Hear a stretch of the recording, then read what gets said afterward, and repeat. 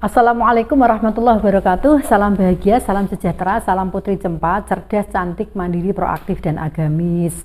Sahabat Putri Cempa, semoga semuanya dalam keadaan sehat walafiat, selalu semangat, selalu punya tekad dan niat yang kuat untuk memperbaiki hidup yang bahagia, selamat, mulia, lahir batin, dunia akhirat. Amin. Konsep hidup yang bahagia, lahir batin, dunia akhirat itu yang bagaimana sih? Semua orang kalau ditanya pasti kepenginnya bahagia lahir batinnya, bahagia dunia akhiratnya. Tetapi kalau diminta untuk selalu berbuat baik, kadang-kadang orang itu menjawabnya enak men, wong-wonge ra tau apik ambek aku kok apik, ngapain? Nggak usahlah memaksa diri sok baik, sok yes, nggak usah begitu. Karena kita melihatnya dari beberapa aspek itu, ngapain sih kita memaksa diri harus berbuat baik kalau mereka tidak baik sama kita. Padahal kan dalam doa saja Rabbana atina fid dunya hasanah wa fil akhirati hasanah wa qina adzabannar, meminta kehidupan yang baik di dunia maupun di akhirat, kan begitu. Jadi kalau kita sudah memilih untuk menjadi orang baik, ya memang harus selalu baik. Kepengen jadi wong apik tapi kok mau berbuat baik, lah mana mungkin apike teko ndi? Carane teko piye? Kalau aku pengen jadi wong apik kok, aku wis bosen jadi wong elek, aku kepengen sing apik-apik wae. Tapi anggere ana penggawean perkara sing apik, enak emen. Ora usah wong-wonge eleke polok, wong-wonge jahat tok. Ngapain kamu pik-piki? Enggak usah. Biarin aja menang. Loh, menang tok, tidak mau berbuat baik itu, kalau bagi orang-orang yang kepengen berbuat baik itu sudah salah.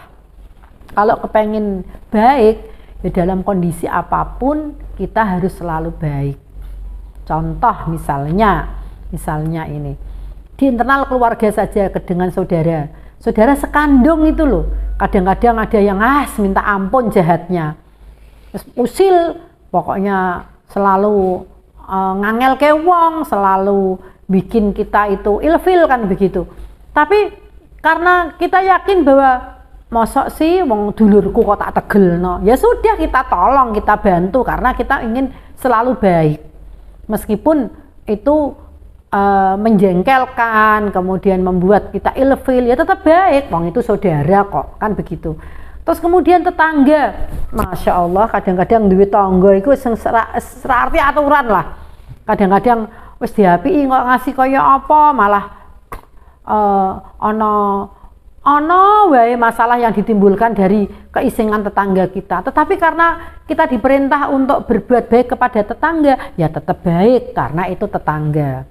Kemudian dengan teman, kemudian sahabat misalnya, angger jajan aku sing bayarno, angger nyumbang aku sing dikon marani, angger kemana-mana aku sing berkorban, dia rak gelem kangelan. Nah wong kita niatnya berbuat baik, ya wis ngalahi, pumpung iso bayarno, pumpung iso jemput, pumpung iso marani, ya enggak apa-apa. Semua itu kebaikan yang kita tanamkan itu akan kembali kepada kita.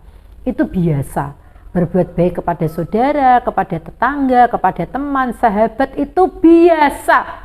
Yang luar biasa itu kalau kita masih mampu berbuat baik terhadap musuh kita. Astagfirullahaladzim. Itu yang luar biasa.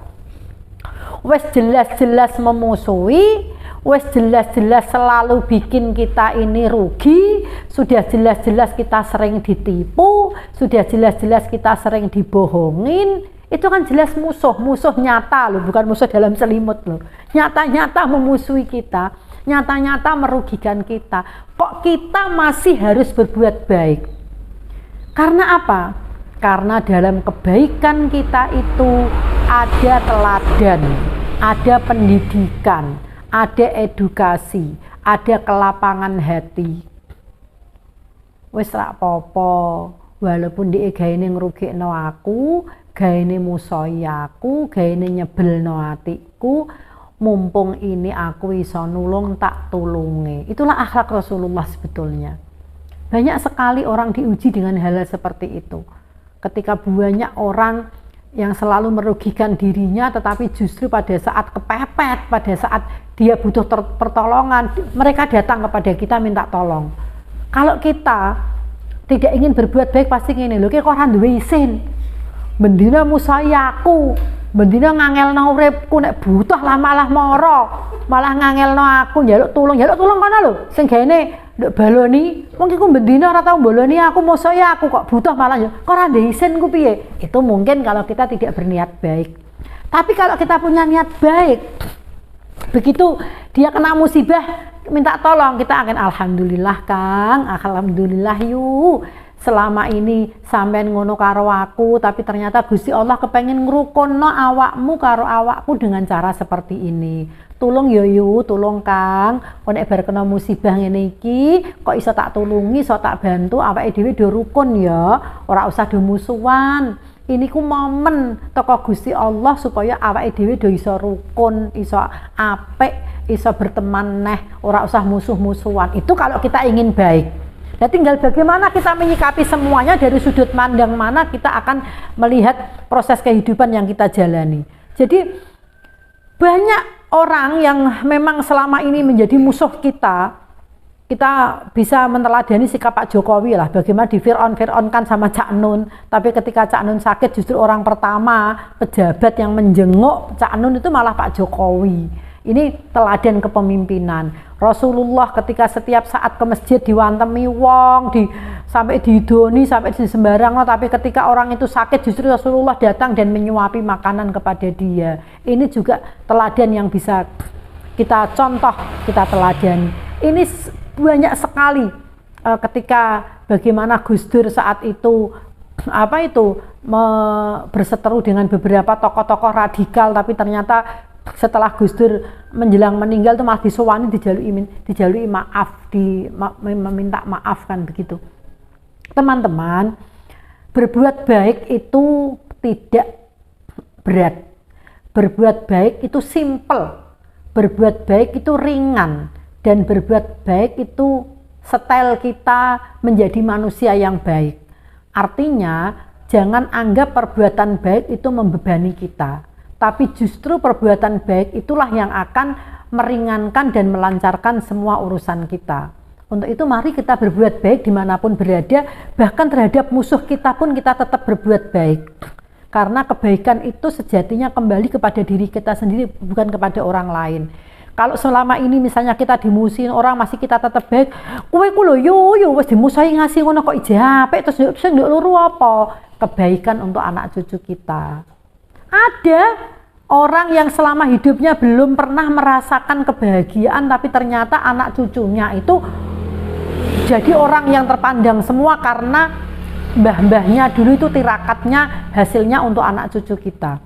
Kadang-kadang wong iki lho kok bejo terus, sembarang kok bejo terus, ternyata itu hasil tirakat dari mbah-mbahnya yang dulu, yang belum sempat menikmati, ternyata dinikmati oleh anak cucunya.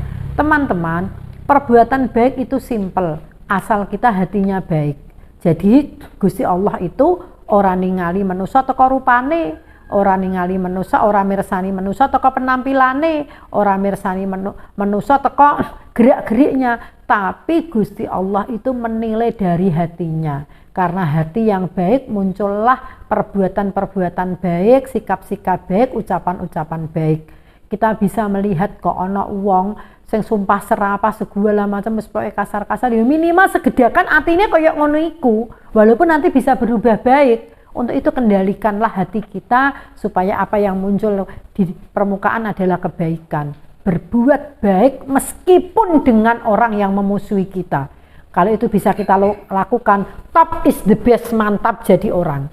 Dan kita pun akan mati dengan senyum senang bahagia, bukan senyum tertekan. Ketika kita nanti mampu berbuat baik terhadap musuh kita, yakinlah musuh kita pun akan hormat dan salut kepada kita. Salam bahagia, salam sejahtera, salam putri cempa, cerdas, cantik, mandiri, proaktif, dan agamis. Assalamualaikum warahmatullahi wabarakatuh.